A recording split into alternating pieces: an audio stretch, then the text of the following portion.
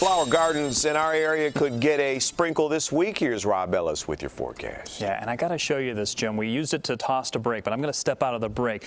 This is one of the best looking shots I think I've ever seen from our camera atop the Hancock as the clouds are rolling in off of the lake with a little bit of cooling at the surface.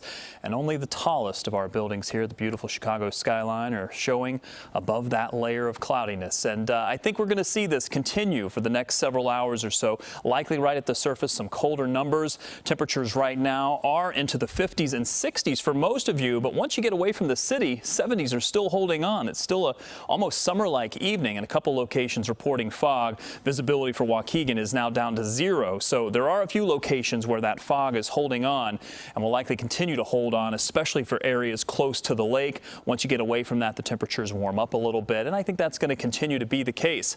There's the 70s that we'll see. By morning, I think your temperatures are pretty much where they are, so not a lot of movement overnight tonight. Rain chance is pretty much the same thing. While I'm keeping an isolated shower chance for tonight, that chance is only about maybe 10 to 20% or so.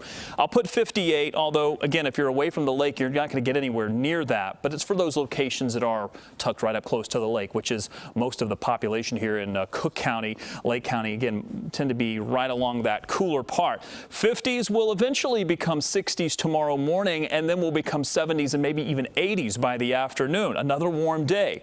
We'll move that cooler air out of here pretty quickly, especially if we can get some sunshine, and I do expect that. But a few isolated showers or maybe even a storm could pop up tomorrow. Rain chances are small, but they're there, and then we do the same thing as we head into Tuesday. Maybe seeing a few of those showers and storms, a little bit more coverage for Tuesday.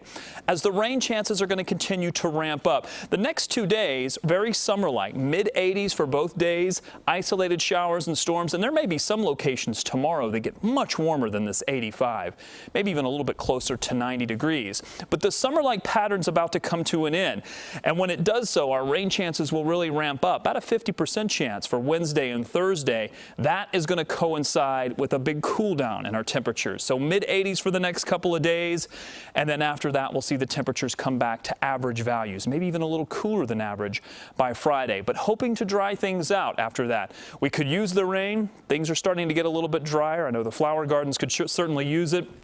I think our best chance is going to be sometime Thursday into early Friday morning. By Friday afternoon, I think we'll wrap all of this up, and heading into next weekend, a drier forecast and a little bit cooler. I've enjoyed the warm temperatures, Jim, but I know there are some folks that want it to feel a little bit more like late May, and it will next weekend. All right, very good. Thank you, Robb.